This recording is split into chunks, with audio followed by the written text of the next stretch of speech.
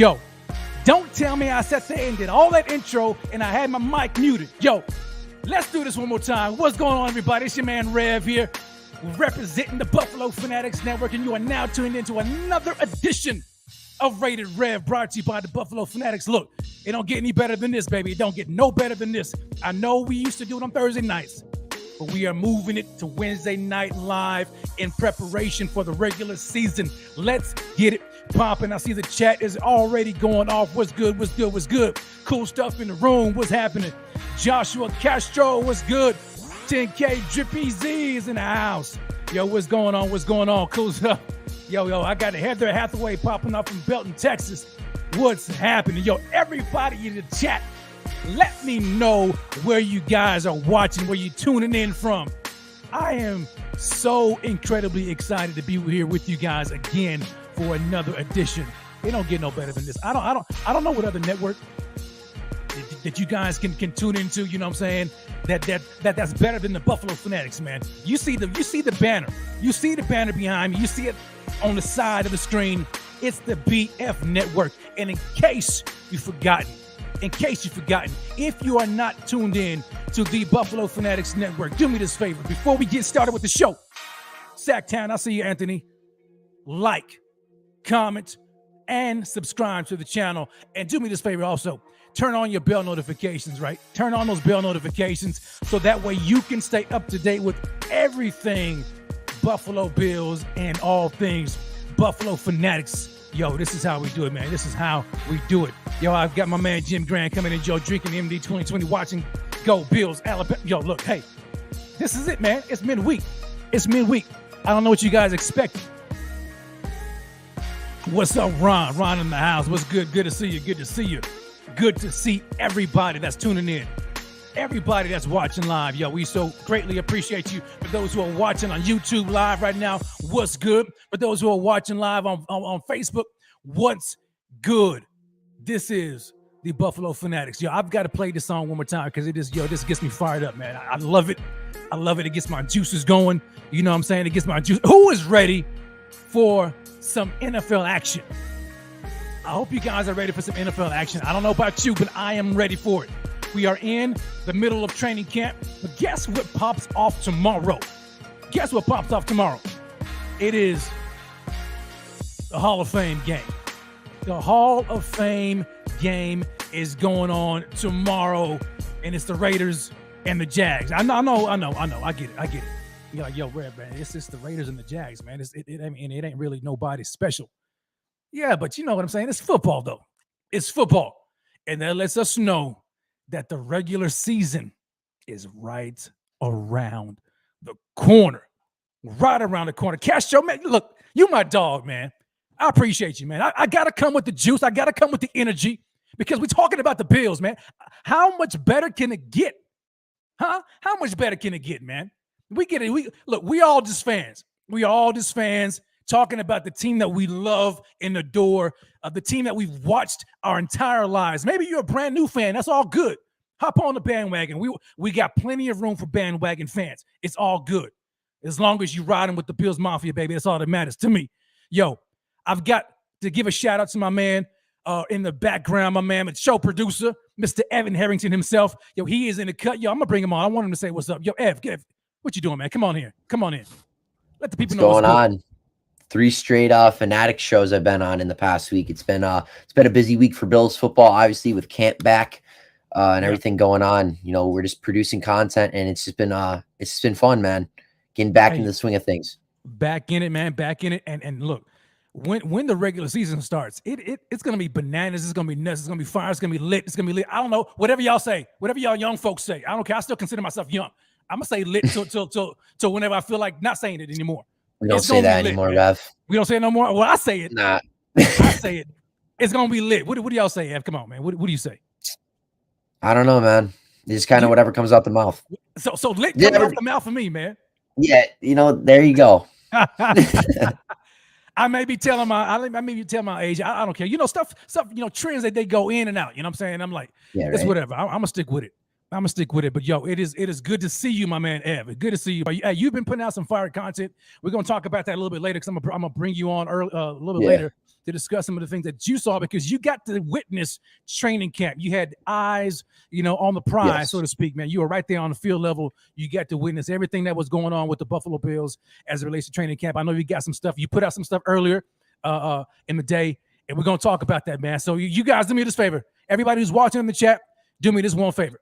Put some clap emojis in here, or some mic drops, or some fire emojis, whatever. Show my man Evan Harrington some love. Show him some love. This man has been hustling. He's been grinding. Yo, I mean, he's everything we need, man. He's everything we need, everything we want. Evan is a man. Thank you. Evan, I appreciate you, bro. I appreciate you, my man. So I'm gonna get back with you here in a little bit. All right. All right. Sounds perfect, man. Yo, Buffalo Fanatics, man. What is going on? As you can tell, I'm happy. I am happy. I'm excited. I got this smile. Y'all see this smile? Y'all see that? Yeah, y'all see them. Yeah. That's the $1 million smile. That's that Isaiah Mckenzie smile. You know what I'm saying? Like, yeah. I'm happy, man. I'm excited, baby. I am excited. Scott Blakely was good. Yo, I am so excited because I've got you guys here with me. We get to talk about the Bills, man. Look, I live in a household where my wife of 20 years is a Cowboys fan. Can you believe that mess? She's a Cowboys fan. And I've been trying so hard to convert her to the Bills Mafia. And for whatever reason, she's still holding on to the Dallas Cowboys. You know what I'm saying? So I don't really have anybody to chomp it up with.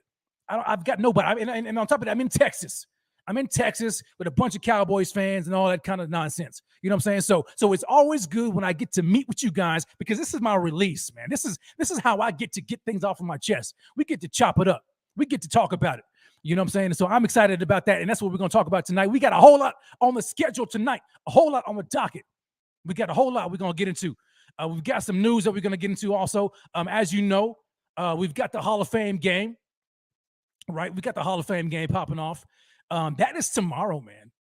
Who is ready? Who else is ready? I don't care who's playing. Just show me some football, man. You know what I'm saying? That's all I want. That's all. Scott Blakely come in and yo, my wife is a Bears fan. Oh, tough to convert. But I did her 2 daughters. They're all in on our Buffalo team. That's you. Hey, you did a great job, Scott. Great job. I need some pointers. I still can't convert my wife. She's getting closer.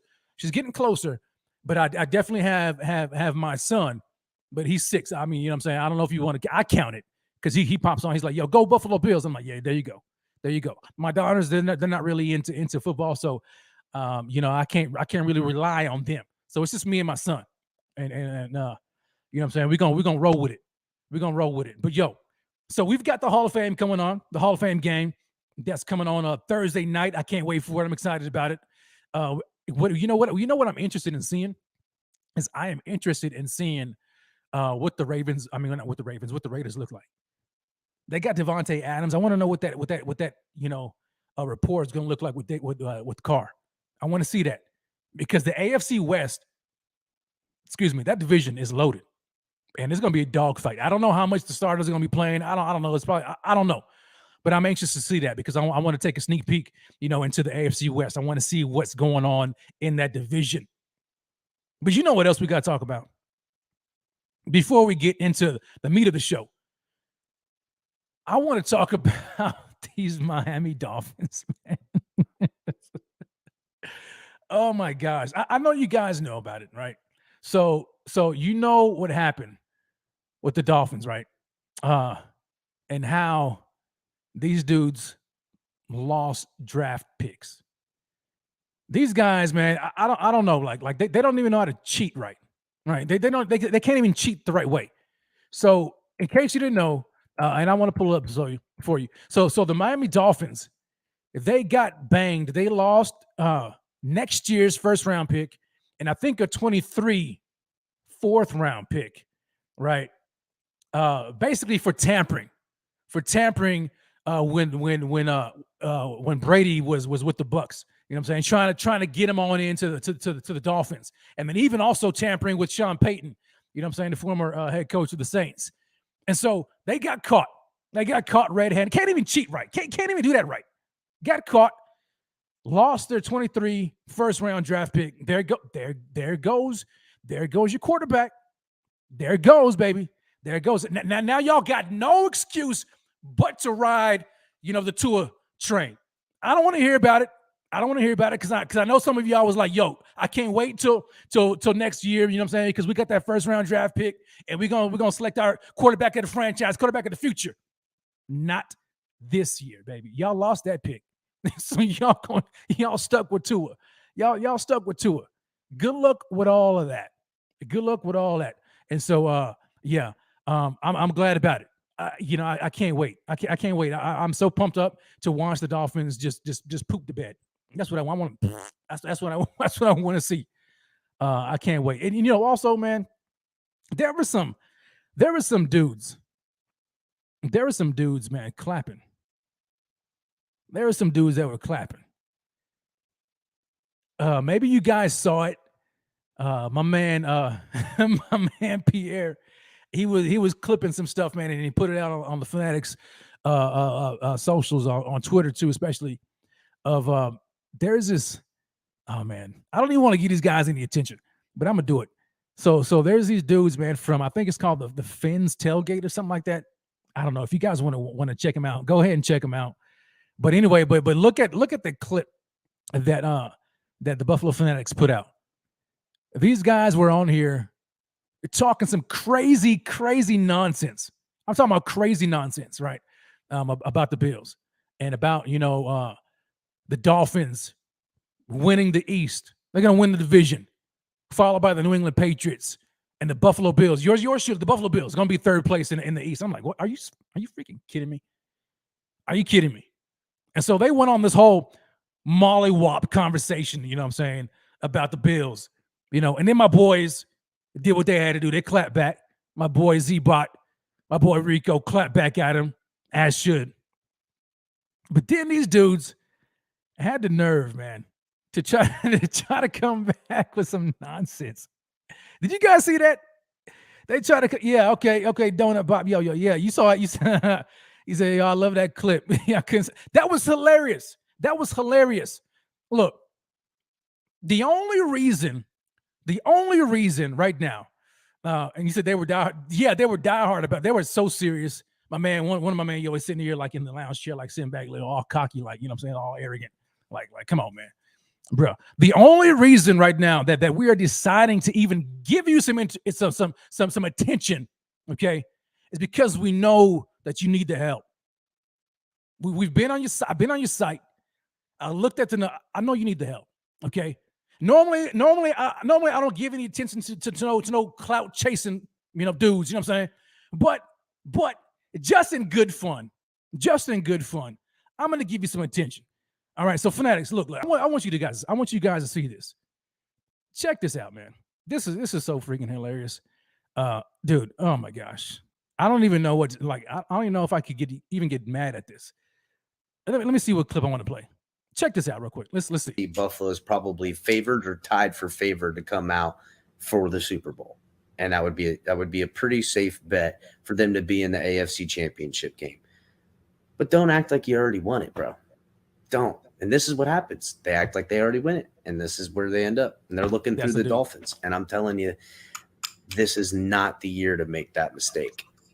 It's not, because come the final quarter of the season, when you're counting wins and losses, again, you're gonna be looking at, either we're looking our rear view at you, or that's probably how it's gonna be. So.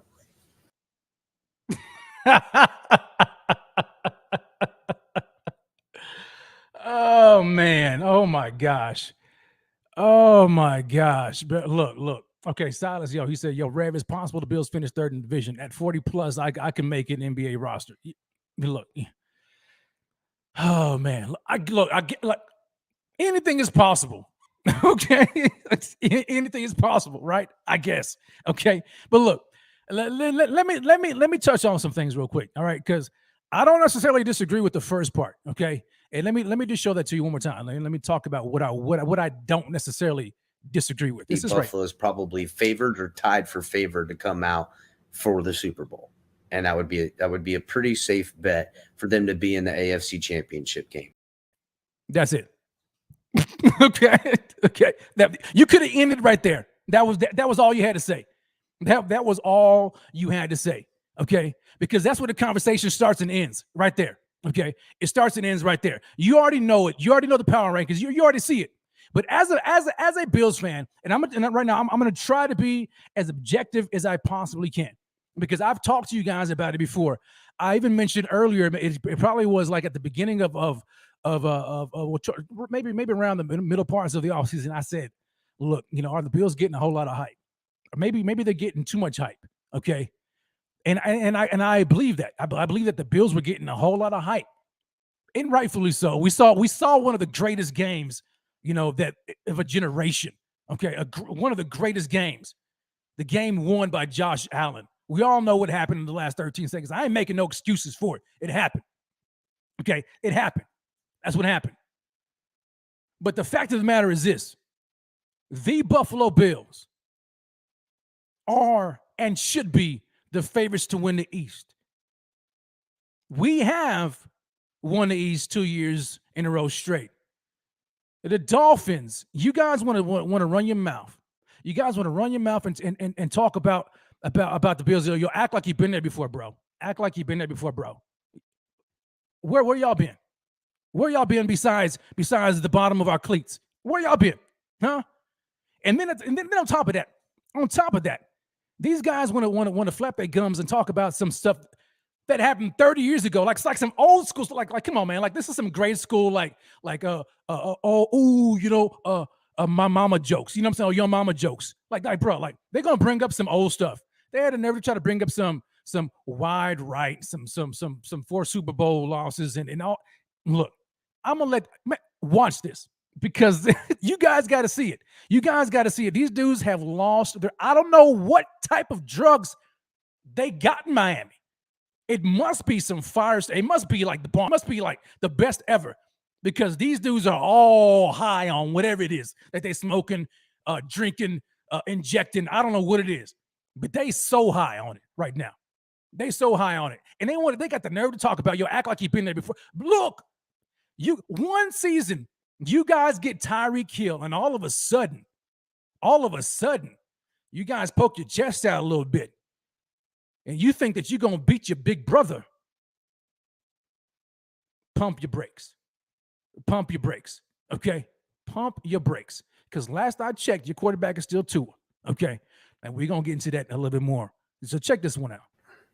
Again, and I said this earlier, their infamy lies with failure.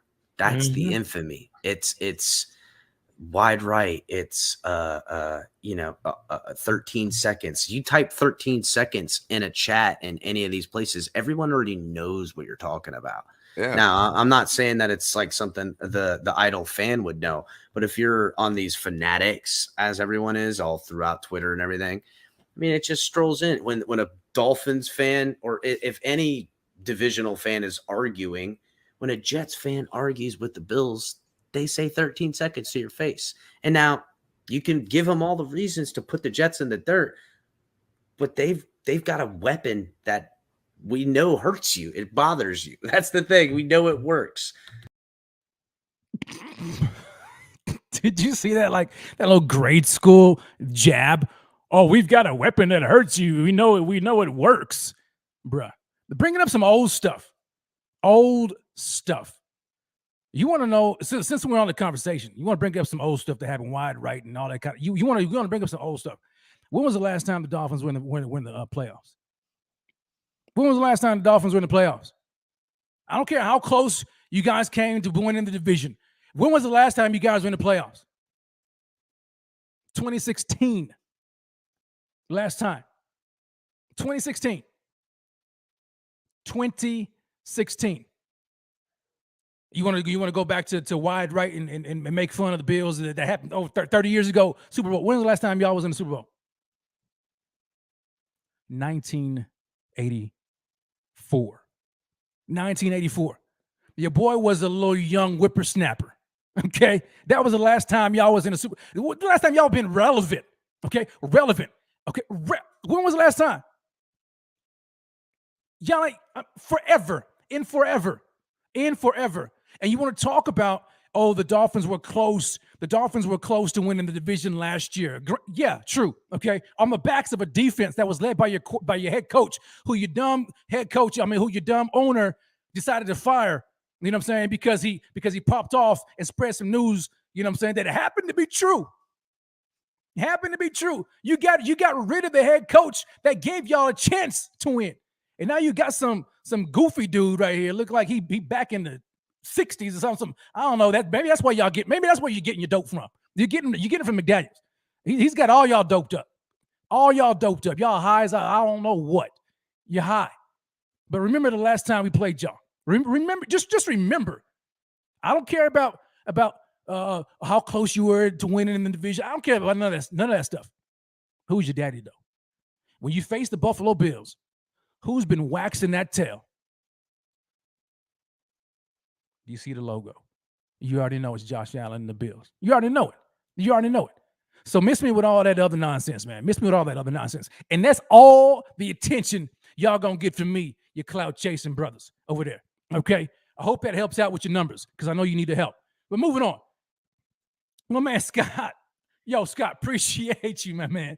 Appreciate you, man, so much for the super chat. Yo, Scott comes in, he says, yo, Rev, in your opinion, do you think Jordan Poyer, with his hyperextended arm, will be ready for the regular season? At least that's what the doctors say. He'll be ready for the season opener. Hopefully your safeties will be healthy. You know, I appreciate that question, Scott. Yo, I think all reports are indicating that he should be ready for the regular season. What should be happening right now is he shouldn't play. I mean, just let the man get fully healthy. Okay, just let him get fully healthy, because that's what's important, right? This preseason, you know what I'm saying? Like all of that, you know, like training camp.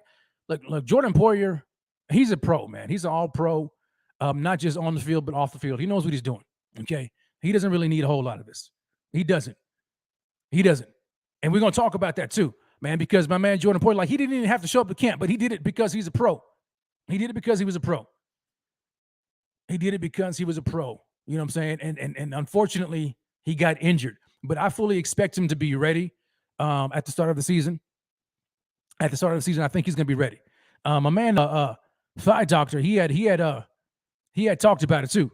Matter of fact, the doc needs to get on here, man. He's supposed to come on here.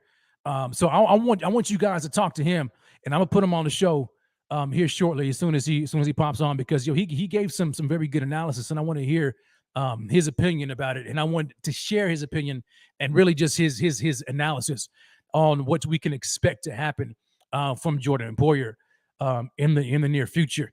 But one thing I did want to talk about, and Evan, do me this favor, go ahead and reach out to my man Thigh Doctor, bring him on, okay? Because he's supposed to be on. Yeah, so go ahead and bring him on. But yo, this is what I wanted to touch on, is the contract situation though with Jordan Poyer, because now that he's injured, like, does the injury complicate things? Does the injury now complicate things as it relates to the contract? Because we know that he was making moves, right, in an attempt to get a new contract. He didn't switch agents for no reason. I, for one, thought that he wasn't going to show up to camp, and I didn't have no problem with it. If he didn't show up to camp because he wanted to get a new contract, I had absolutely no problem with it. The man deserves a new contract. He's outplayed the current one that he's on right now. You know what I'm saying? So, but the fact that he actually showed up, man, he's a better man than me. This is a good faith move by Jordan Poyer. He didn't have to show up, but he decided to show up because he's a pro and he wanted to be here for his teammates.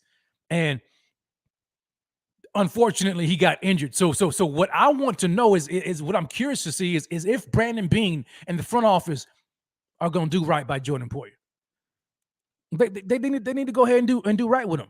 Do right by it, man. Like, yeah, the man got injured, but he's going to be ready for the season. He's going to be ready. Go ahead and pay the man. You know what I'm saying? Because this is the reason why a whole lot of guys, they refuse to show up to camp like this, man, when things happen. It's because of the risk of getting injured. You know what I'm saying? And I'm with you, John. Yeah. No, for sure starters should play in the preseason. I agree. For what? This is already a long season as it is. 17 games. plus playoffs. It's already a long season. So why do you need these guys to even, you know what I'm saying, to run the risk even further in the preseason? We know training camp, you know what I'm saying, you're going to get nicks and bruises, but man, preseason, there's really no need for it. You know what I'm saying? Some guys, they say, you know, I just need to kind of knock the rust off. I need to hit somebody else. I get it. But man, yo, I'm a little nervous about all that. And, you know, Jeff, my man, Jeff, I appreciate you, brother. Yo, pay the man. That's it. Give him a tasty contract for this year. That's it, man. Pay the man. Pay the brother what he deserves. We shouldn't even be this shouldn't even be like an argument. You know what I'm saying? Like Jordan Poyer is the leader for the secondary. And he is one of, if not the top leaders for the entire defense. The emotional leader. Yeah, I think Bean is the fair man. I think he's a fair man also, Jim. But yo, I just hope he's going to be fair with this right here. I hope he decides to do it. I understand the cap situation is not, you know, as advantageous as we would like it to be. But man, there's always room. There's always money in the banana stand, right? Brandon Bean could do whatever. He's a wizard with the cap. So I think he can make some things happen. And I think that Jordan Poyer and his representation with Drew Rosenhaus, I think they understand the situation that Brandon Bean is facing right now, right? And so they'd be willing, you know what I'm saying, to make some moves, even if, you know, it's not a whole lot of money this year, but we understand like we can just add, they can add some stuff to future years. They can do it. So I'm not worried about that. I think that if Brandon Bean wants to do it, he can make it happen. He can make it happen. Yo, my man Bobby Glean coming through. What's up, Bobby? With another super chat in the house. I appreciate you, brother. He comes in and says, yo, not at all. Yo, the Bills have a number in mind, but will not overpay for a safety. I believe after this year, he might be done. And to win a Super Bowl, you need great to elite at three possessions. I think you mean three positions. 1 quarterback, 2 edge rusher, 3 cornerback. All right, Bobby. Yo, appreciate that, man. Yo, look, yo, I respectfully disagree, man. I think as it relates to leaders, man, you have to pay these guys. Granted, I understand you can't pay everybody, and that's the nature of the business. You can't pay everybody, but you have to be able to evaluate the dudes, man, on your team who make such an incredible difference in the locker room and on the field. And if you're able to do it, I'm not saying overpay him. I'm not saying you pay him the top. You know what I'm saying? Top safety money in the league. I'm saying pay him fairly. If the Bills can afford it,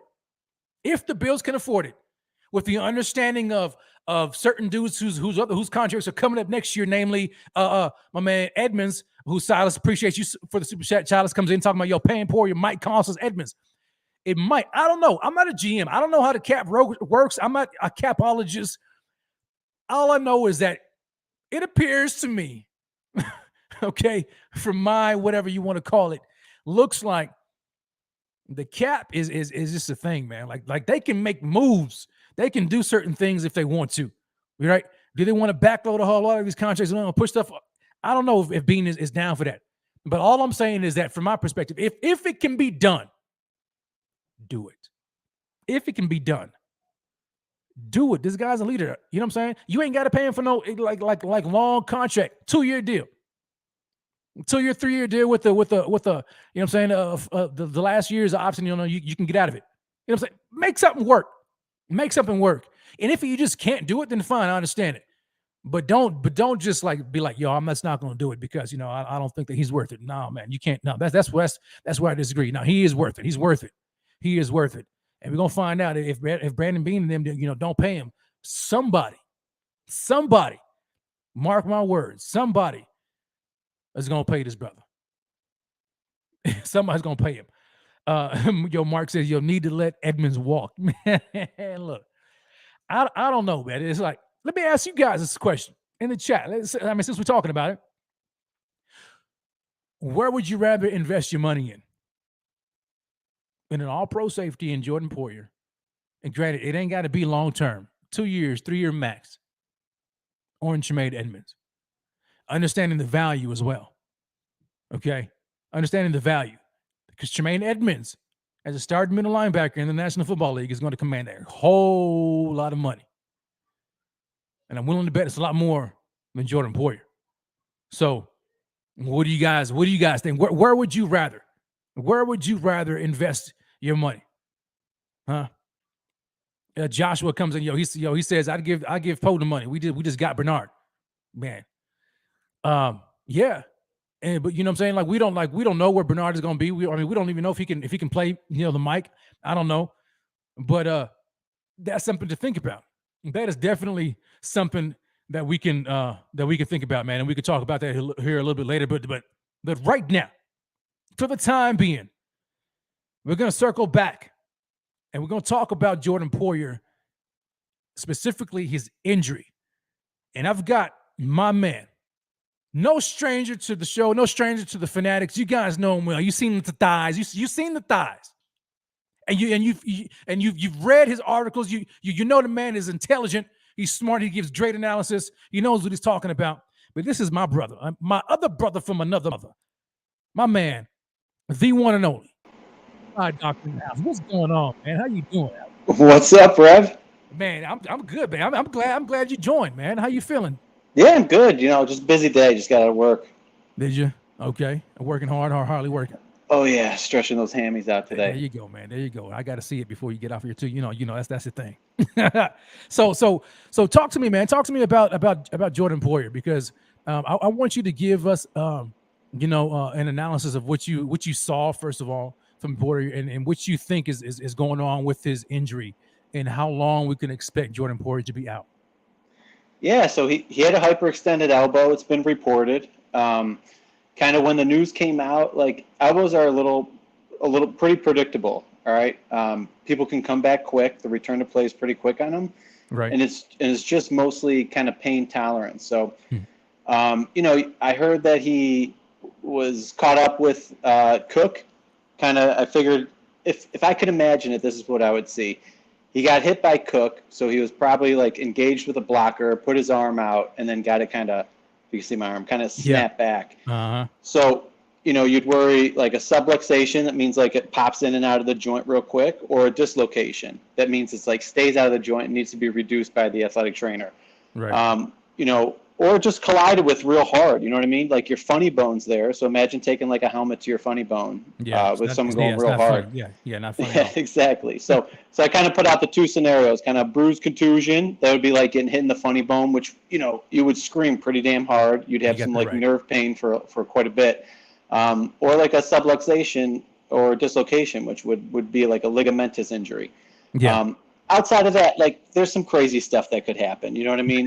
You could have some nerve involvement, stuff like that. But just based on the reports coming out quick, it didn't seem like, hey, he's hopping in an ambulance right now, guys, or they like put him in a cast on the field. So like you kind of rule out the crazy stuff. So, any of those like Karens kind of hit me up on my post with like some real serious injuries. Those were quickly ruled out by the lack of like the emergency situation. So besides that, so it got hyperextended. So put your elbow out straight, Rev. Let me see those. Let me see those biceps. I'm on my phone. Yeah. So just imagine like that elbow kind of getting snapped back even further. You could imagine how it's like it's stuck. You lock your elbow out and stuck, and then it gets hyperextended, and now it's like you're snapping through motion that you don't really own. So when that happens, there's like a huge web of ligaments around the elbow, and there's like three joints up there. I don't want to give you all the mumbo jumbo. No, you all those ligaments got stretched out. So it hurts like hell. I mean, I'm sure that's why he looked like he saw a ghost, because that is like an extreme amount of pain. You know what I mean? Yeah. To get your elbow snapped in the wrong direction. I mean, that's like a tap out move that you see in MMA. So. Oh yeah, definitely. Yeah, so think about it. So he's like puffing in a lot of pain, and then the only video I really saw of it was just like the trainer kind of holding him, and he was just dealing with some discomfort, and then had to sit down. Now, you do have some nerves that do run through the elbow. Obviously, we talked about the funny bone, but there are two other big ones, like the radial and the median nerve. But that could have got stretched too. So he might have had some like huge stingers kind of shooting to his hand. You know what I mean? Yeah. But what does this all mean for us guys? Is he going to be ready for week 1? He absolutely is going to be ready for week 1. To be honest, he could take a shot, put a brace on, and play in 1 week, but he would be fairly limited with that elbow. It would affect him on tackling, and it would affect him kind of like extending the elbow to break up a play, or even, it might be a week too, so he can't like take on a block the right way and like engage and disengage. So now we're looking at what? We have like 4.5 weeks till kickoff. Yeah, exactly. Around there. Yeah, he's going to be good. He's going to be really good in 3 weeks. He's going to, he's kind of going to have to go through the acute phase. He's going to get swollen and stiff. He's going to get kind of worked on and all that. Get the motion back, and then after about 2 weeks, you kind of start the remodeling phase, start some strengthening, and just put the finishing touches on it. So like I said, he'll be 95% by 3 weeks, and now we're talking 100% by kickoff. Now, don't be surprised if you don't see him in practice until game week. I would assume that's what's going to happen. He'll be in the training room quite a bit for the next few weeks, and then kind of hit the field come, leading up to the first week of the game. And he also might wear a brace. So, think of the brace you kind of see with, and it might be big and it might be bulky at first. So think of like J.J. Watt or Cody Ford's brace. You know what I mean? Yeah. Guys like that. So as like a skilled defender, it's going to kind of look weird, but I don't know. It's, he's a safety, you know what I mean? So it's more rough and tumble than corner. So if there's like a crazy play where he's got to like go up with 2 hands and high point it, that could be affected. But I think it'll be kind of more with like the engaging, disengaging, where it could be more noticeable. Okay. Yeah. So my next question was going to be like, what do you think could happen if he comes back? Say he comes back week 1. Is it a possibility that he could further damage it? No, I wouldn't say further damage it, because I'm assuming he's going to wear a brace until it's like really good. Like think about it. You stretch those ligaments; those are like real fibrotic ligaments. Mm-hmm. You see how your elbow like goes to a locked position, so you could imagine how taut they are. So to blow through that, these are like big boys that are going to probably take quite a bit to heal on one end, but at the other end, it's.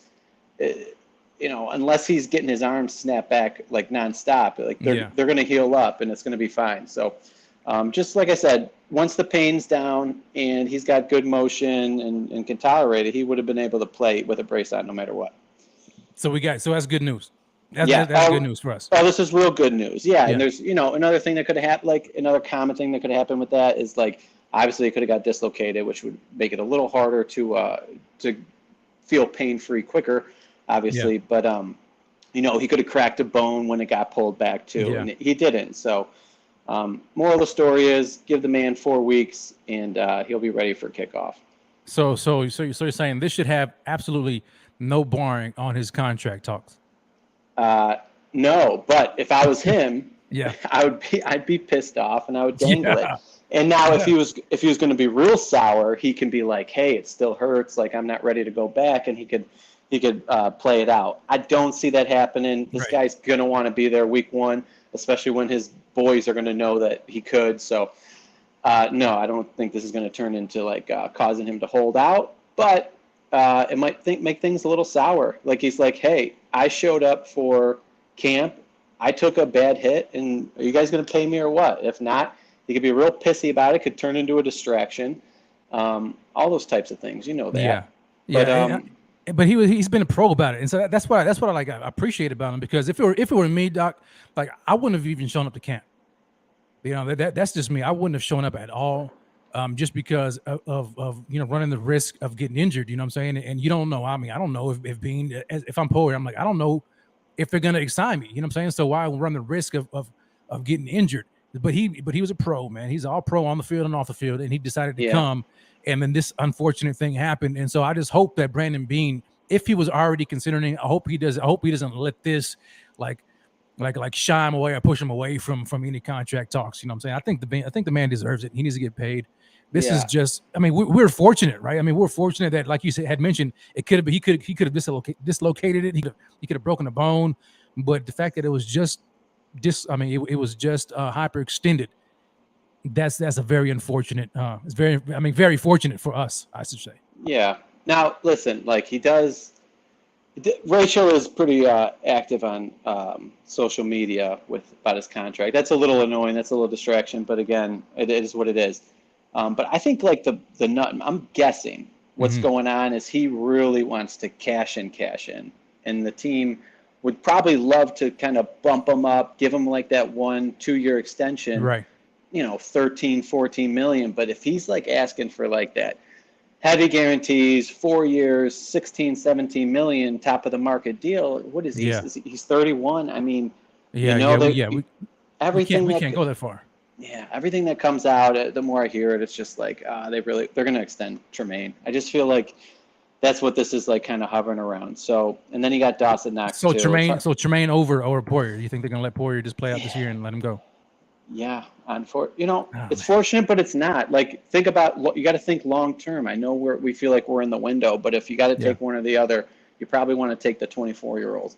Right. Well, It's yeah, it is what it is. Yeah. Because listen, I mean, you give him that contract, you tie him up, he gets one injury at that age. I mean, it's like a ticking time bomb. There's going to be a huge drop off. So, can he play at a high level till he's 33? Absolutely. After that, like, you're going to run into the same issue that Minnesota has with that Harrison guy. Like, you know what I mean? They gave him huge money when he was old. It was great for 2 years, and then the back half of the contract is handcuffing their team. Yeah, I mean, yeah, I get that. I wouldn't assign him to any type of long-term deal. Like you had mentioned, maybe a 2-year deal, 3 max, but you got to be able to get out of it that last year. And I think, but that's probably what's going on. He's probably like, no, I'm not taking that little that little discount, and I want the big one now. This is my last chance. That's the smoke you're seeing. That's probably what it is. Yeah, dang, that's tough, man. Because I mean, right now I'm looking at Spot Track, and I see you, Silas. I'm gonna get to you here just a second. Spot Track has got him market value for 10.7 mil average annual salary. I would sign up for that all day, but I don't think that's what's. Yeah, I don't think he's going to take it. Yeah. And I don't think he switches to Drew Rosenhaus and what's going to take like a $500,000 increase. Yeah, exactly. I think he's trying to cash in too, man. But I just hope that he understands his market, like where he's at. But my thing is do you think that if the Bills don't pay him over market value right now, which is 10.7 average, do you see anybody else paying him that type of money? Yeah. Yeah, there's always desperate teams. I mean, the Jaguars can do that. But, I mean, I don't think a contender, if they're smart with salary cap, are going to bend over and pay this dude buttloads right now for 4 or 5 years. You know what I mean? Right. I don't know. This is the problem. What is he, 31? Yeah, he's 31. So he wants to do it now because he knows he's going to be 32 next year, and that's going to – no one's, every moment after this, that long-term deal is just dwindling. Yeah, that's how I read it. Yeah, and maybe the Bills they just continue to play hardball, understanding that they basically have the leverage with age, and hopefully he can understand that. But I don't know, man. I wish he would take a 2-year deal. It could be 3 on paper. 2-year deal, 13.5 a year. Cash out, man. Take it, and it's all guaranteed till he's 33, and then put bullshit on the back end. There you go. Exactly, man. And then he's still with the contender. Otherwise, I mean, you're going to play for some boo-boo team, you know what I'm saying? But I mean, you're getting paid. So I don't know what his motivations are right now. I mean, like, what is he going to go to Miami? I don't know. That's a possibility. That's a possibility. I always thought that if he ever left Buffalo, he would jet all the way down to Florida, man. So of course, that's we'll see. So, hey, Silas has a question for you, Doc. Man, he says, "Yo, are we gonna beat LA Week 1?" Yeah, we're going 17-0. That's what I'm talking about. Why not? Come on, man. All the way. I don't know. I couldn't take that pressure. Man, I couldn't do it either, brother. No, not especially when the playoffs hit. Oh my goodness. The Bills have so much pressure on them right now. It's okay. So much pressure. That's why they bring a guy that's why they bring Von in, someone who's like kind of battle tested with that. Yeah. That's really cool. Yeah. I think this is a great time to be a Bills fan. Absolutely, man. As long as we don't lose on wide left to Tom Brady in the Super Bowl. That's not happening. Oh God. We can't do that, dude. I couldn't take Brady. I'd be worried about the refs kind of pulling me too. The cords for him. Me too. It'd be such bullshit everywhere. Pulling like they did with Mahomes. You know what I'm saying? When they played each other. Like I can't. I don't want to. I don't know. I don't want to see Brady in the Super Bowl. I get it. People want to say like, yeah, we can finally beat him. I don't doubt the fact that we can beat him. I just don't want to have to be thinking about who else we're playing. Also, you know what I'm saying? Like I just can't see it. It seems like something that the National Football League would love to see the GOAT going out. One last hurrah. Winning. On top.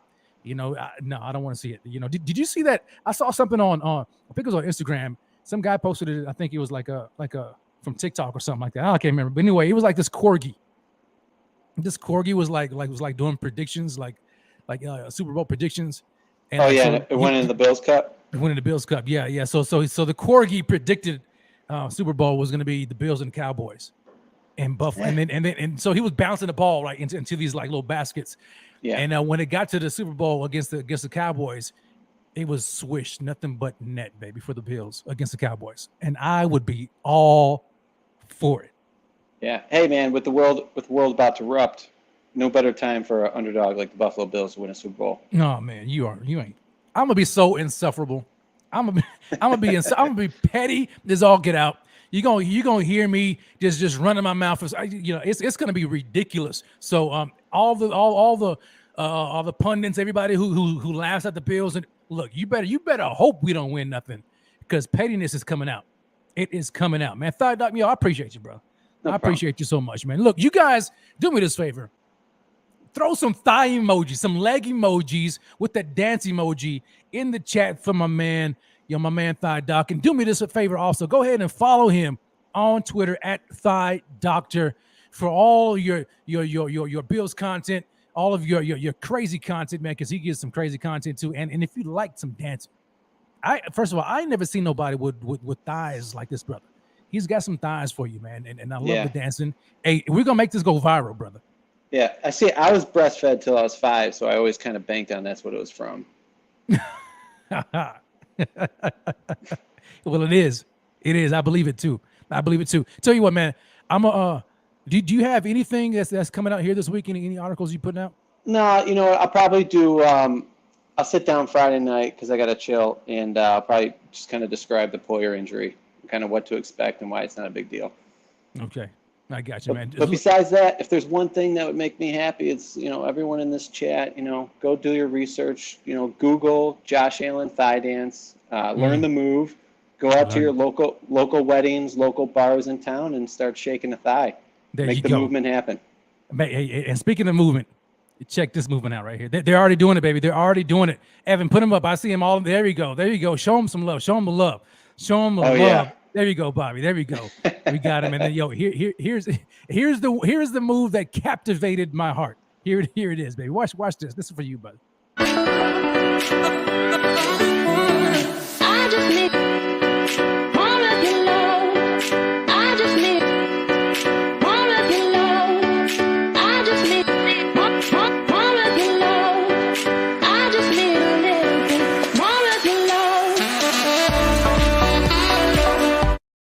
Yes. You guys want a funny story? Yeah, I'll tell you a story before I head out. Go for it. So that was this year. That's at the Jets. That's at the Jets Bills game in New York because I'm in the area over here. Mm-hmm. So I'm posted up at a car. We're doing a little tailgate. It's pretty early, so people are pretty separated. Like they haven't really, congregated yet.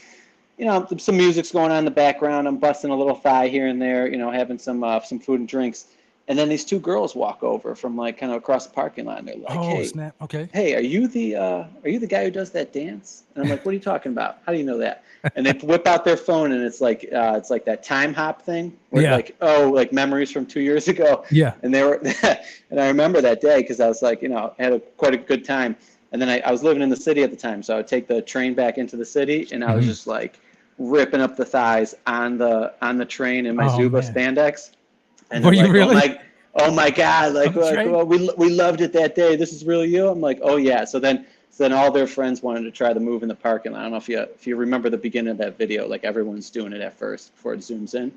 But yeah, guys, it feels good. It's even better in person. Trust me. Thigh it up.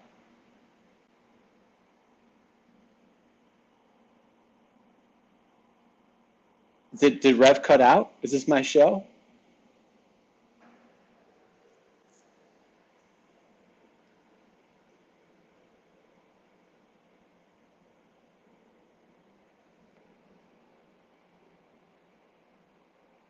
Hey, I got to go.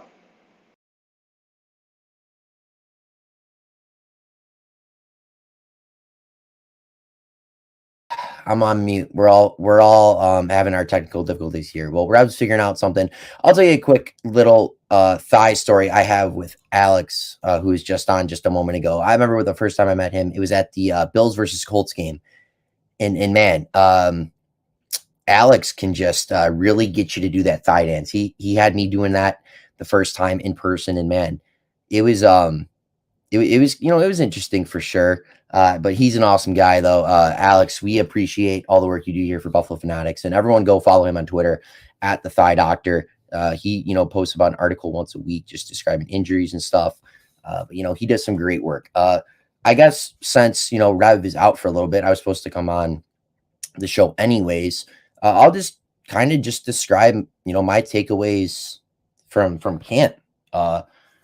Yesterday morning. So I had the fortunate chance to go out to St. John Fisher and witness camp for the first time in about 3 years since the beginning of COVID. And I was looking for certain things. I've been hearing a lot of news and buzz about Isaiah Mckenzie and stuff. I just wanted to see that in person. And one of the takeaways I saw from camp was just how much better Isaiah Mckenzie's route running became. Obviously Isaiah Mckenzie has always been known to be that gadget guy / returner, but this was the first time in a long time that I've seen Isaiah Mckenzie have consistently good technical route running. Just on every rep, you saw it. It just wasn't like he was just trying to burn you with speed or anything. He was really deceptive in his routes, just hitting the turf hard, making his guys miss. And he was just dominating one-on-one reps. No defensive back in the Buffalo Bills defensive back room could guard him. But that's the thing. Isaiah Mckenzie has just been so good. And, I know one of the topics Rev wanted to talk about today was the offensive line. We've been banged up on the offensive line all throughout training camp. That has been an obvious storyline going throughout camp thus far. At points in times, we've had 4 of our 5 potential starting linemen out due to injury. It just hasn't been something that, new offensive line coach Aaron Kromer has wanted to deal with. But at the same time, that's the type of adversity that the Bills are going to have to deal with. This is really the first time in, Sean McDermott's 5-year stint here as the Buffalo Bills head coach, he's had to deal, with guys getting injured. When we look at, Poyer and High getting injured and, a lot of the offensive line getting injured, this is the first time, he's dealt with something like that. So it's going to be interesting to see how Aaron Kromer, Sean McDermott, and Ken Dorsey and company really deal with the offensive line injury. But, as of right now, the starting offensive line that I saw in person yesterday morning, oh, welcome back, Rev. Yo, man, look, I can't look. It was bound to happen. My apologies. Yeah. My Wi-Fi just decided to go kaput right in the middle of Fine Doc talking, man. Yo, I can't believe that mess happened. It finally popped back on. But, yo, I appreciate you guys' patience, man. Evan, I appreciate you, man, for stepping in, man, and holding it down. Yo, things happen.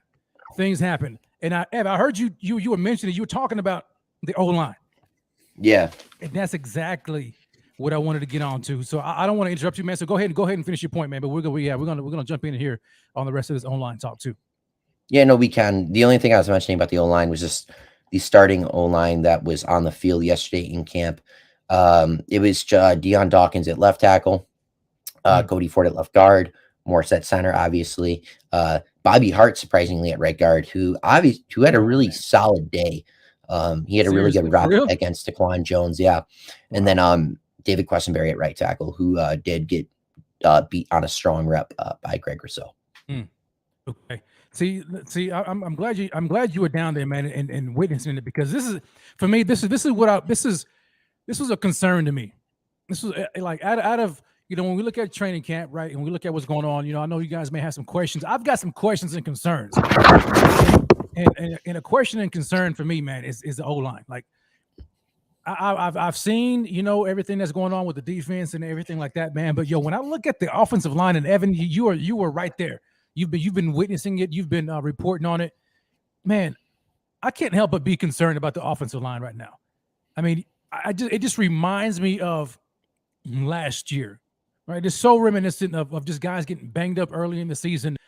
And I'm just like, yo, man, here we go again. Like, can we please, for the love of God, man, can we please get the O-line healthy early in the season so that way they can gel, man? It takes time for these guys to build continuity. Like, we already know that Aaron Kromer's plate is full. It's full right now. I mean, he comes in with bringing in a whole new system, right? The old things are gone, right, with Bobby Johnson. And so now you've got Aaron Kromer, and he's trying to install new technique, new blocking technique, and he's working with the offense, working with Ken Dorsey, and all of a sudden he can't even get a starting five, together on the field at the same time. Is that a concern for you, Evan? It's a concern for me, but is it a concern for you right now? Yeah, when you bring it up like that, it's obviously a concern. A first-year offensive line coach in Aaron Kromer is going to have a lot on his plate, like you mentioned there. Just dealing with a lot of, banged up players on the offensive line. Like I mentioned earlier, I mentioned that 4 of our 5 starters were out at a point in time. That is not good. Right. And some reasons are from smaller injuries. Some are for personal reasons, as Dion took a couple days off at one point in time.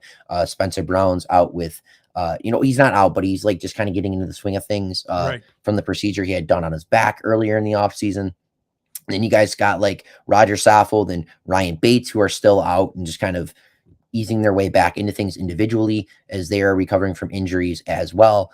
Tommy Doyle did come back from an injury that he had on Monday.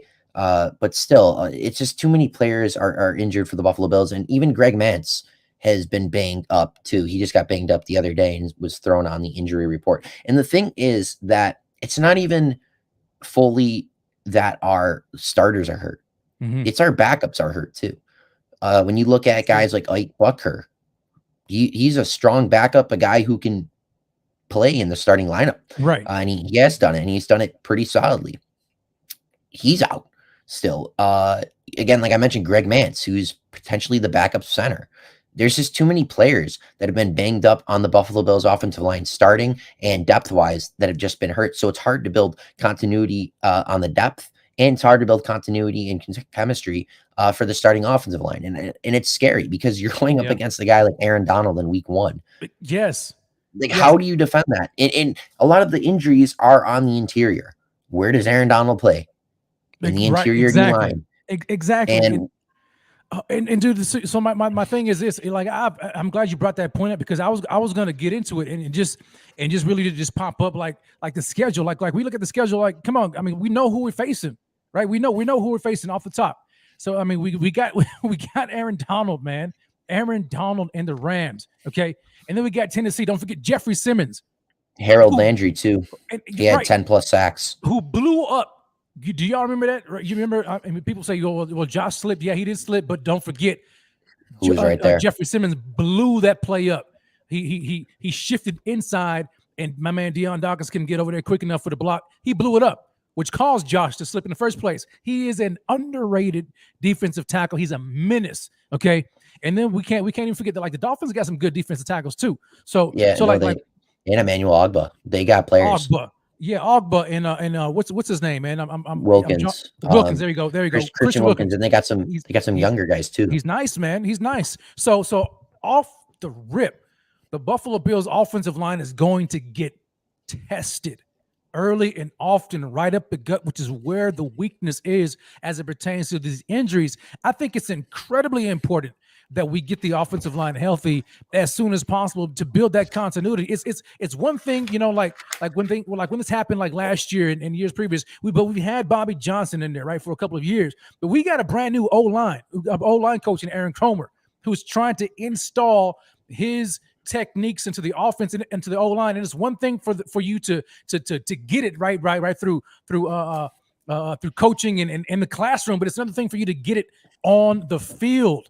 That is where it's at. And you can't help but think about how difficult it's going to be for the O-line to gel and how long it could take. Because look, last year we got off to a slow start, and we knew that the O-line was a weakness for us at the beginning of the year. And we lost some games that we shouldn't have lost. Right. But the fact of the matter is we lost them. Okay. But we know that the O-line was shaky. So now you come into this year and you make some additions, and on paper the O-line looks fantastic, but the guys are freaking injured. You know what I'm saying? Yeah. They're injured again. And so now when you look at the schedule, it doesn't afford us the opportunity to have some games where we can kind of, we'll be all right with that one. No, man, it's early and often, man, and we're going to get hit quick.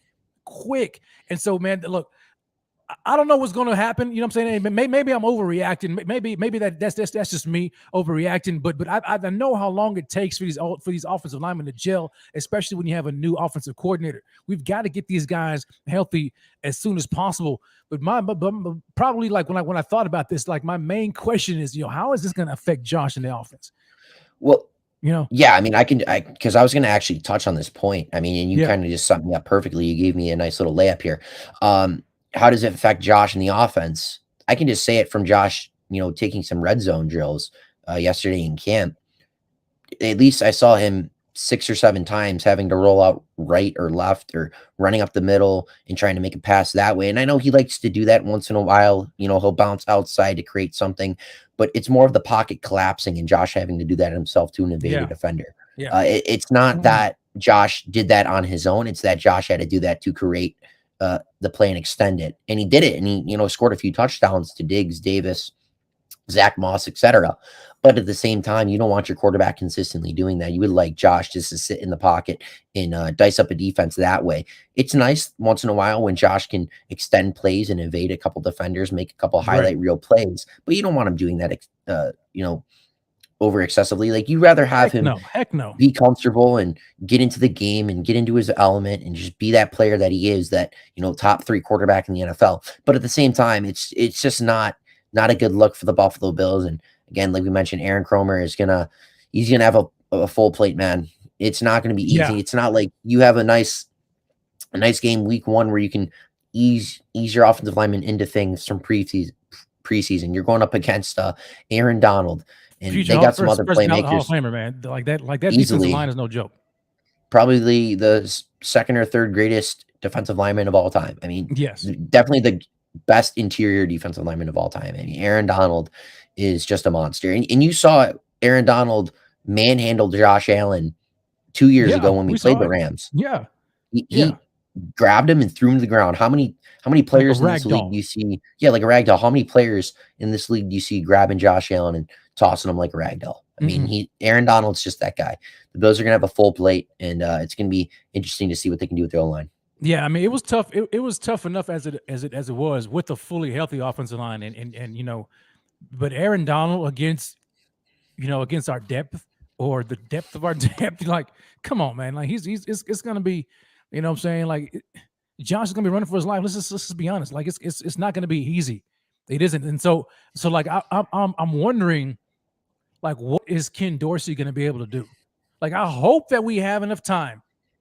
I hope we have enough time for the O-line to get back healthy. I saw some clips that Saffold was kind of doing some light work on the sidelines, whatever. Yes, he was. Yeah. So hopefully, I mean, is there anything else that you saw out of Saffold? So realistically, what I saw out of Saffold was just a little glimpses over on the sideline, just because, he didn't have any like practice jersey on. So it was kind of hard to like signify that, like, who that was. I kind of figured it out like probably a quarter of the way through practice, but it's easier for those like credentialed media guys down there because they literally could see the eyeballs and the faces of the players. So they got some nice video, and then I saw that, and then I later figured out that was Roger Saffold. But things from what I saw with Roger Saffold was he just looked like he was getting into the swing of things on individual drills, just really getting into his own, trying to get comfortable because it's not like he's been here for 2 or 3 years, right? And he kind of knows the system. He doesn't know the system. He played under Aaron Kromer, but right. I'm saying like the whole Buffalo Bills atmosphere, he doesn't have that under his belt yet. So it's definitely still going to take a little bit of time for him to get comfortable here, and doing things individually just is not helping. And then when I'm going to look at another player, Ryan Bates did walk out doing individual work, kind of similar to Saffold. Yes, but he is still not participating in team drills. I don't know the exact timeline on when Ryan Bates is going to return, but I would, presume that is going to be probably around the midpoint of the preseason, if not a little sooner. Tommy Doyle, from what it looks like, was back. Spencer Brown was back as well. I thought at one point in time he was with the second team, but it looked like that he was still practicing individually, just kind of like the last few practice camps. Yeah. So, that's that. And those are three of our projected starters on the old line. Right. So at least they're not out for the foreseeable future. It's only going to be a few weeks at max, and we will have them for hopefully the week 1 opening night kick off against the Rams, but still, you want to build that continuity, you want to build that chemistry. And I know that Aaron Cromer is a great offensive line coach, and he can get these guys into the swing of things in, the boardroom and the meeting rooms and watching film, and he can get the chemistry there off the field. But how can you get it on the field when you're not physically lined up next to one another and, really getting into the face of the other D line?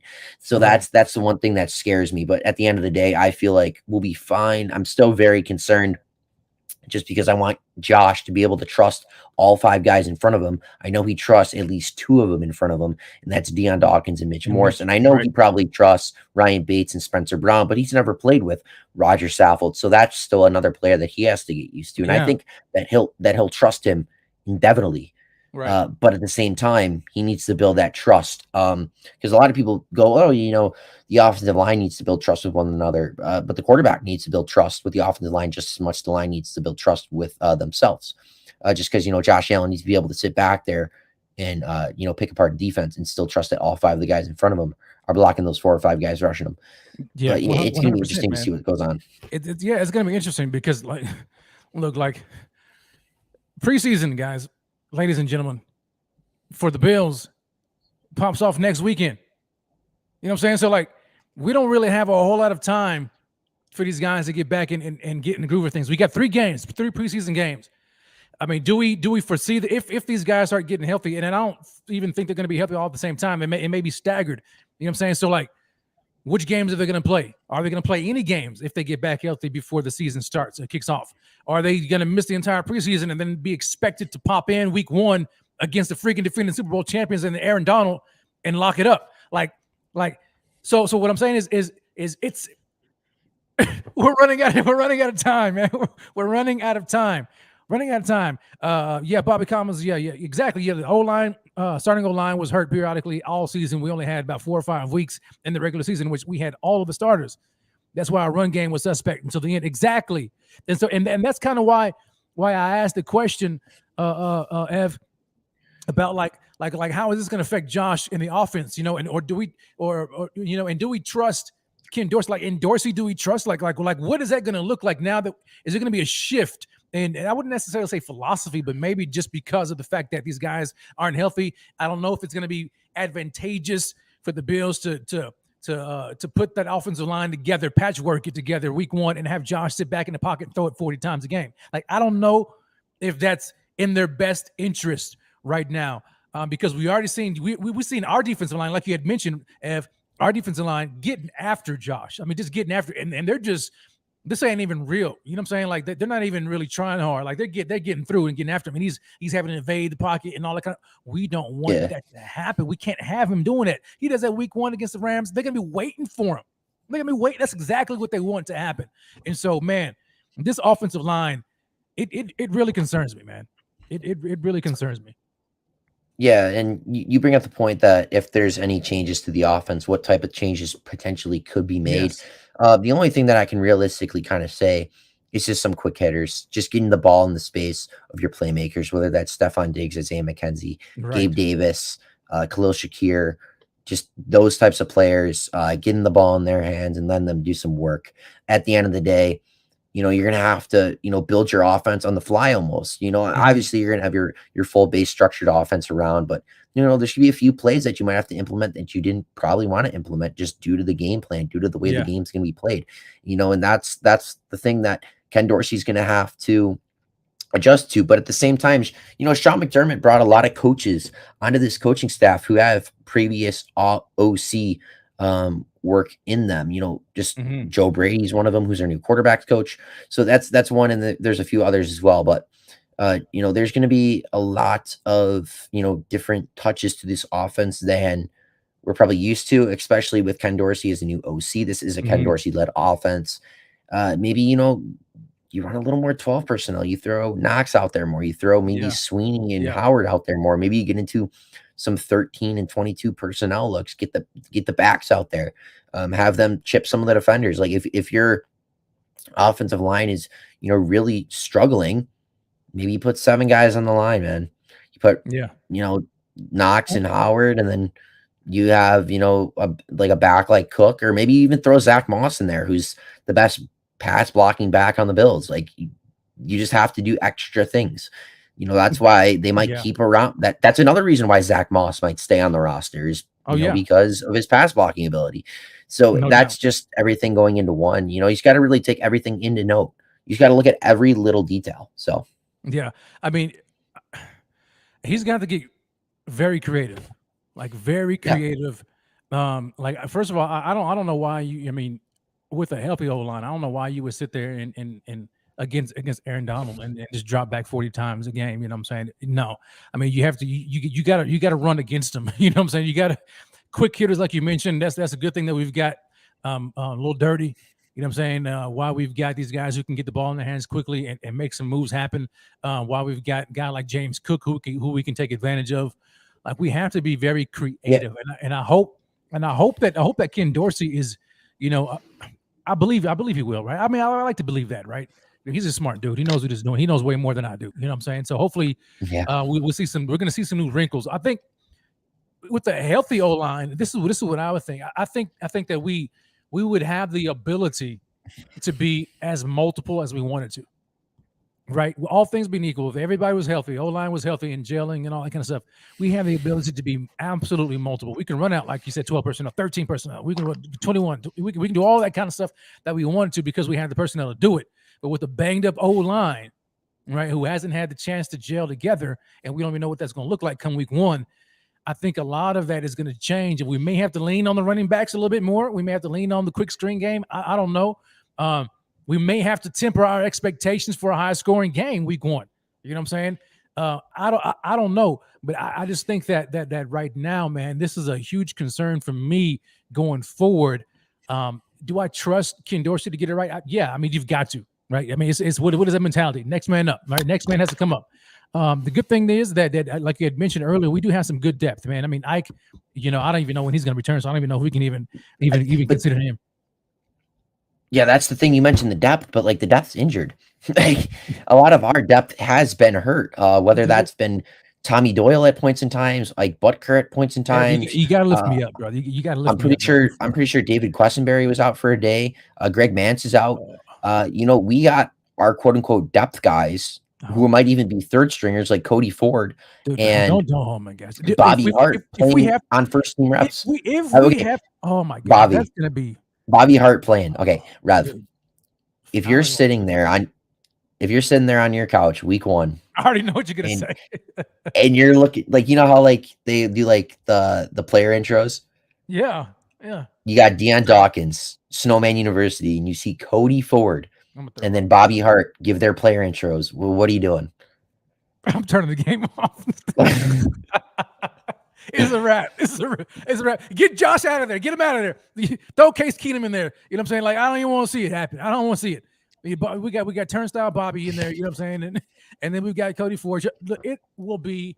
If Bobby Hart's starting, we're throwing in Bobby Commas at guard. Yeah, that's Bobby the only Bobby I want to see. We'll put both of our Bobbies in there, but let them both get in there and do it. Maybe they'll be better than Ford and Hart. I don't want to see that. Ev, I thought about. I had it. It popped in my head real quickly, and I try to get rid of it. You know what I'm saying? But if that happens, oh my gosh! And then let's say Spencer Brown is not ready. We got throwing Quessenberry. Or if I wouldn't think Quessenberry is as bad as having Ford and Hart in there, but yeah, but Quessenberry, him next to Bobby Hart. I mean, I don't know, man. Oh my gosh, that's a duo of a lifetime. Yeah, so I'm saying it's gonna be disgusting. I don't want to see. I'm throwing my mouth right now thinking about it. Let's just hope.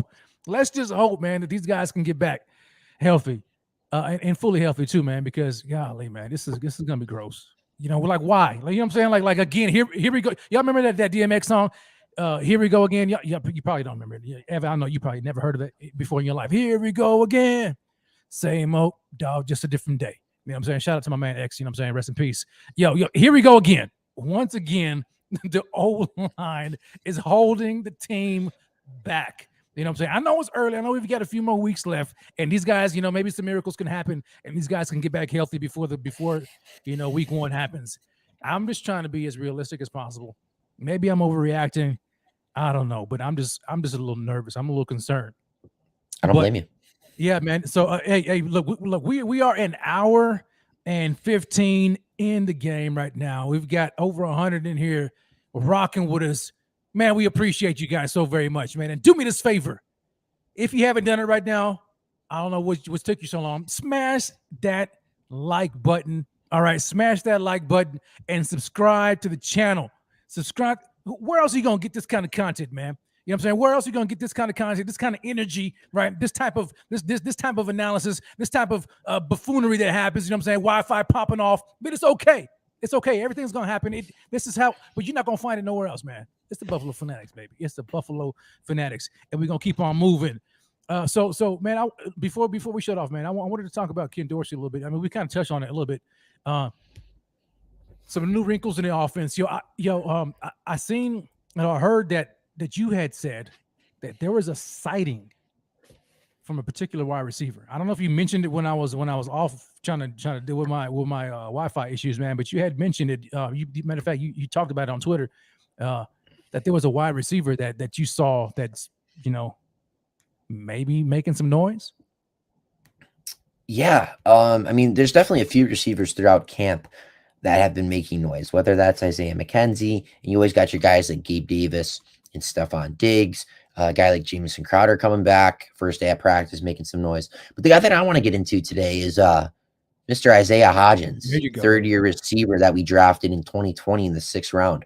Isaiah Hodgins, the big thing that I kind of took away from his game in day 8 of training camp was just how comfortable he looked. And I know that he has been very good in training camp for 2 years consistently, but injuries have stopped him. And, he really hasn't gotten on the field in the regular season. But just watching Isaiah Hodgins, just his soft hands, his ability to try to take contact and go upfield, his routes look a lot crisper than they did in years past. He just looks like a more complete receiver, and I feel really comfortable with him. Obviously, him having that 6'4" frame, that is something that a few of the receivers on the Bills roster currently do not have. And a guy like Jake Krumro hasn't been practicing, and I think he's a player that can compete for the 53-man roster spot. But at the same time, he hasn't practiced. And I know he's a great player on special teams, but if Isaiah Hodgins can show that he can be a competent enough receiver to maybe be that 6th or 7th receiver on the roster and play special teams, that could be a huge thing. Because another thing with Hodgins as well, in the 2-minute drill with Case Keenum, he opened it up by having a nice little catch on a 15-yard up and in. Then he caught that and went upfield a little bit, ate some contact, and then he capped it off with a touchdown on the 2-minute drill drive as well. So that was very nice. And then he had a touchdown later in the day. But Isaiah Hodgins looked very solid. And he is a player that, I wasn't, super high on going into that day in camp. But he's a player that I was looking around a little bit just because, he's a player that a lot of Bills fans have some high hopes for. There's a lot of guys probably in the chat right now that are super high on Hodgins, maybe think he could be the 4th or 5th best receiver on this team if he got the chance to. But you gotta stay healthy, and you gotta showcase it in practice, to get that chance. And I think he's doing that, and he's healthy right now. So that's the first time he's been healthy in a long time. But you got to give Hodgins a chance, and I think he can make this roster if he keeps it up. Yeah, because that's the only thing, man. He's been buried, right? Because of injuries, he hasn't been able to stay healthy. I think last year he was healthy, but I mean, come on now. When you got Diggs, Davis, and then you bring in, Emmanuel Sanders, and then you had Cole Beasley, like that, it was just tough. It was tough. But he brings something different, to the wide receiver room. And he brings that size, right? He brings that size. He's got some decent speed, I think, and he's got good hands. I know coming out of college, he had exceptional hands. So like even if I'm mistaken, I may have heard some things or may have read some articles about him coming out of college that he was like possibly even a better prospect than Gabe Davis. You know what I'm saying? Just coming out like so. I've always been a Hodgins guy, man. I've wanted him to do well. Like, God, can you just get healthy, man, and stay healthy? And prove what you can, and just prove it. Just prove who you are. You know what I'm saying? It's going to be difficult. It's going to be an uphill battle for Hodgins, but there's light at the end of the tunnel, and it's a good thing that he's starting to flash. You know what I'm saying, here in camp, and hopefully he's going to get his opportunity in preseason, to really show what he can do and whether or not he earns that wide receiver spot. Do you see him like here's a question for you: How many wide receivers do you see us holding, keeping on to? Do you see us going 6, So I haven't, 7, or you know what I'm saying? Like what? yeah. What do So you I think? haven't thought about that too much, just because I was letting that kind of filter out through camp. But if I had to make Yeah. a prediction, I would think that the Bills would try to keep at least 7 receivers. I think they should keep at least 7 because I think there's legit 5 guys who are locks for this roster. Okay. That's Stephon Diggs, Gabe Davis, Isaiah McKenzie, Jamison Crowder, and Khalil Shakir. I think those are 5 guys that will make the roster. But then you look at that roster, and then you have a guy like Stephon Diggs, who isn't the biggest receiver in the world, but he's the all-around technical route runner. Just your number one guy. You got Gabe Davis, who went from 210 to 227 this year, adding 17 pounds of pure muscle to his body frame. So he's more of a physically dominant receiver. And then you got Isaiah McKenzie, your do-it-all slot receiver, can still play that gadget role, but he's most likely going to take a full workload if he keeps it up in camp. Yeah. Isaiah McKenzie's your slot guy, your speed threat. And then you have, Khalil Shakir, who's a young rookie that has a lot of promise to his game, probably the best after the catch receiver on the team. And then you got Jamison Crowder, who's another slot receiver. So, I know Shakir could play outside, and I believe Crowder can a little bit too, and same with McKenzie. But, those are 3 guys that kind of dominate in the slot. So then you're kind of looking at maybe, that 6th and 7th spot, maybe potentially for outside guys. And, that could be a guy like Jake Kummerow, right? Right. Jake Kummerow could be your guy. And, Hodgins can maybe be that 7th receiver. Marquez Stevenson still has a shot. He's a legit deep threat. But he probably would be one of the odd men out. But there's just still a few receivers that still can make the roster. I mean, the Bills could also carry 3 tight ends as well. Tommy Sweeney's looked solid in camp. They definitely want to keep OJ Howard, and you obviously Dawson Knox. 100%. Dawson Knox is a legit lock for this roster too. And then running backs, they'll end up probably keeping 3, and that plus Tywan Jones is technically 4, and then Reggie Gilliam. So you got to really start breaking it down when you're looking at the 53-man roster, and I think that could be something we get into maybe in a couple of episodes. Yeah. Is Now there's somebody breaking down. Yeah, now breaking down the roster by position, right? Now there's a guy that you didn't mention in the wide receiver room. You know what I'm saying? And that was Tavon Austin. Yeah, that was Tavon Austin. Yeah. Yeah. Do you think he makes it or what? So before I get on that, I thought Tavon Austin was an interesting signing. Obviously, Tavon Austin was an electrifying player in college. Anyone who hasn't watched the Tavon Austin mixtape is just missing out. Tavon Austin is an electrifying player, and I noticed one thing at camp. He ran a hitch route, or about a 10-yard comeback hitch, and I'm trying to remember who was covering it, but he just caught that ball and just turned up field quickly. Yeah. That was nice, just showing that turnaround ability and showing a little bit of yak. So that could be, he could be a play. He could be a play to make the roster. I don't think he will make the roster. He would have to dominate in the return scene. And he potentially could. He would be going up against guys like more likely than not, like Marquez Stevenson. Duke Johnson got a few reps at returner. Khalil Shakir. So he'll be going up against, and even McKenzie still got reps, but I think McKenzie's going to kind of fade out of the return. Right. I don't think they're going to. He definitely deserves it. So, that's just what I think with Tavon Austin. I think he can make the roster. I just don't think it's highly likely he does. So where do you see? I like Walter comes in and he says, Hodgins seems like a red zone specialist type of player. I'm not sure how he fits besides that though. I mean, a guy, what is he, like 6'4", 6'5"? Yeah, he's 6'4". I'm not exactly sure how much he weighs off the top of my head, but yeah. Isaiah Hodgins definitely is one of the bigger bodied receivers on this roster. Right. And when you're breaking it down like that, Gabe Davis has been, a red zone threat for us over the past few seasons. But with Gabe Davis, taking a bigger role in this offense, him being down the depth chart and teams not really having to game planning for him as much could, kind of limit Gabe Davis in the red zone. He probably won't be as dominant. He'll probably see a little bit of touchdown reduction. He's not going to be scoring 4 touchdowns in a game like he did against the Chiefs. Right. Defenses are going to start manning up on Gabe Davis a lot more.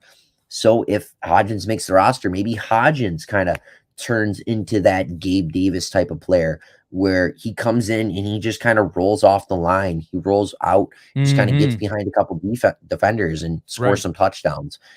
That's the type of role Isaiah Hodgins probably could, play. Like Bobby mentions here, like he's a sneaky good route runner. Yeah. Like Hodgins really is a solid route runner. He's not too big framed where he can't, run crisp routes. He's got a little. I think he's a little thinner than Gabe Davis. Yeah, he's thinner, man. From what he's maybe 215 at the most, I think. Yeah, so he's definitely a crispy route runner, and he does his thing in the route running department. Isaiah Hodgins definitely could have an impactful role on this team this year.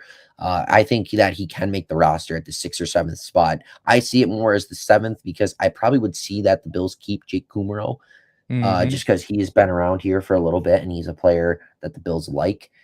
So, I mean, as of right now, my projected receiving room for the Bills would probably be, as of right now, Diggs, Davis, Shakir, Mckenzie, Crowder, Kumerow, and Hodgins, with the potentials of maybe Stevenson and Austin.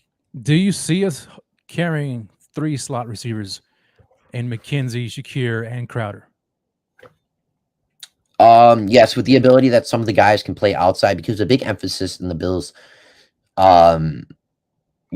offensive lookout this year is getting more getting more playmakers on the field. And, I know he's not a slot receiver, but I'm throwing him in there just for the purpose of this conversation. James Cook, he's going to play in the slot a lot. So you got 4 guys that can play in the slot, and that's a lot of versatility. And I know these guys can play outside as well. So Ken Dorsey's going to have a lot on his plate. Even Stephon Diggs can play in the slot. I love Diggs in the slot, dude.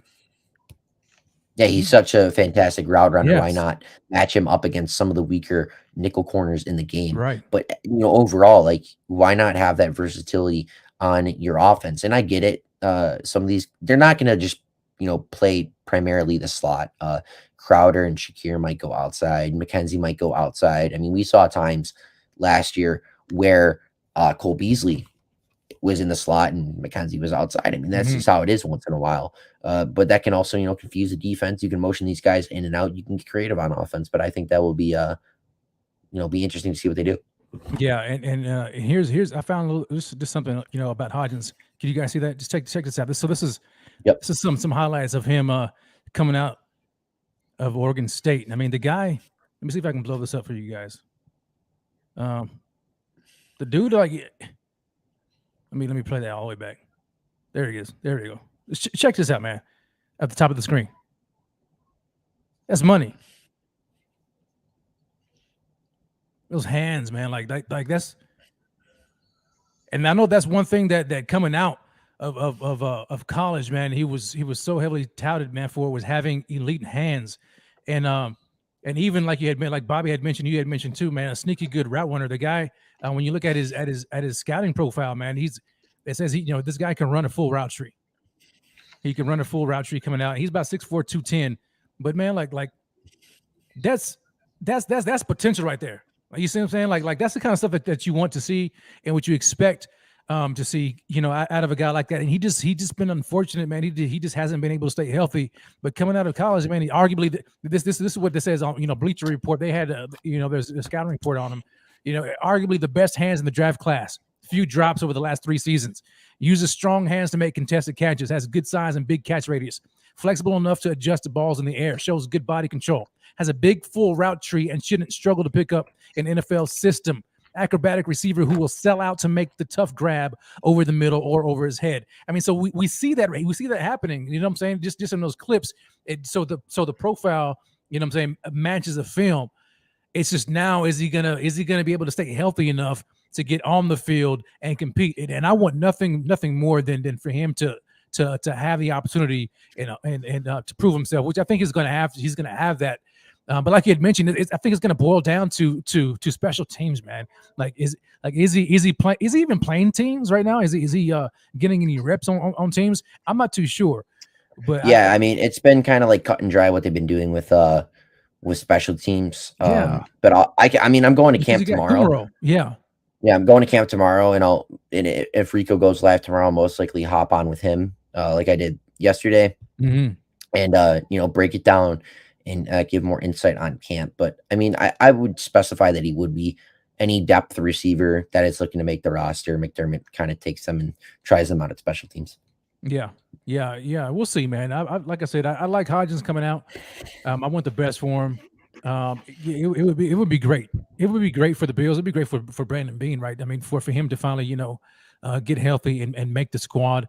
I'm definitely interested in. We're going to talk about that, as the weeks go by about how many guys we see them carrying on the roster at the wide receiver position, and does the addition of OJ Howard and even James Cook with Zach Moss, does it make certain positions expendable, where we don't have to carry as many at a certain position as we have before in the past, so that's going to be interesting to take a look at too. And so that's why I can't wait for preseason to see what's going to happen. Not necessarily for the starters. I want to see these depth guys, get some time, for sure. Especially these bottom of the roster guys, like we mentioned, Hodgins and Kumar. I want to see how they fit in the offense with Ken Dorsey, man. So that's good. That's good. I'm looking forward to that, man. Evan, so you're gonna be out there tomorrow, right? Yeah, I'll be out there tomorrow, and I'll be there. I'll be at the Bills Red versus Blue training camp scrimmage Friday at home. There we go. That's gonna be dope, Michael man. the 7th too. Yeah. Okay, man. Hey, get out there, brother.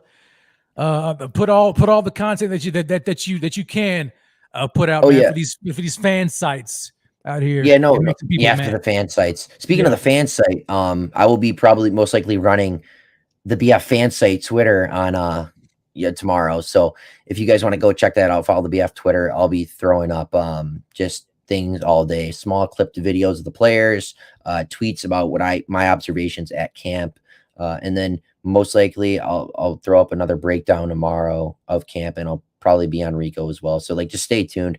There's gonna be a lot of content, with the guys that we got on the content squad and the article squads. It's just gonna be huge throughout camp and preseason. Everyone here is doing it very well, and it's fun to be a part of. Absolutely. So you guys do us that favor, man. Stay locked and loaded, man. Stay locked and loaded to the Buffalo Fanatics. I'm telling you, man, the closer we get to the season, it's going to pop off, and you don't want to miss anything. And the Buffalo Fanatics, man, we've got you covered. All the Bills content that you could possibly digest is going to be here for you the closer and closer we get to the regular season. My man Ev is going to be there at camp, dropping it. You may see Z, but there may be a Z-Bot appearance. You know what I'm saying? There may be a Z-Bot sighting. You never know. He may show up. You never know, man. You never know, man. And then so we're going to see. But you just keep it locked right here.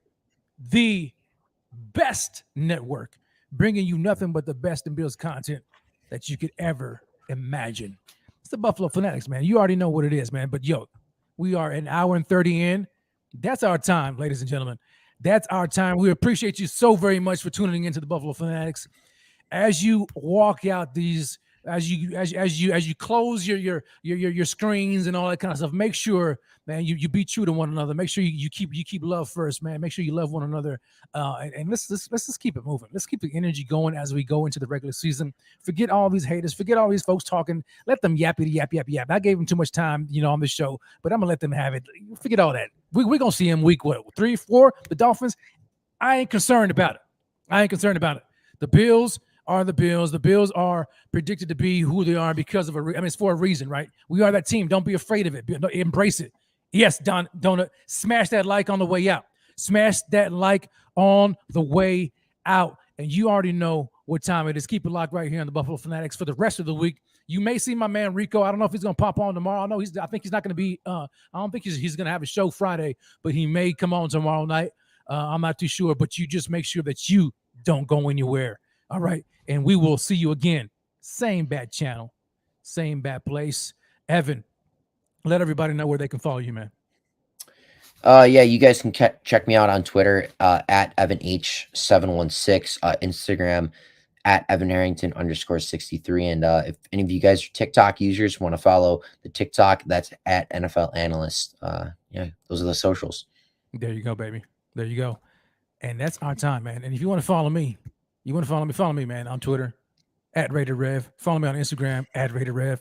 You know what I'm saying? Even on Facebook, if you do Facebook at RATED REV. We're here. We just RATED REV everywhere, man. RATED REV everywhere. RATED REV everywhere. That's and this is how we're gonna do it, man. It's all about the Buffalo Bills, man. We love you guys so very much, man. Go Bills, as Zach Vaughn said. Go Bills. Yo, I gotta play my music. As we get ready to pop out.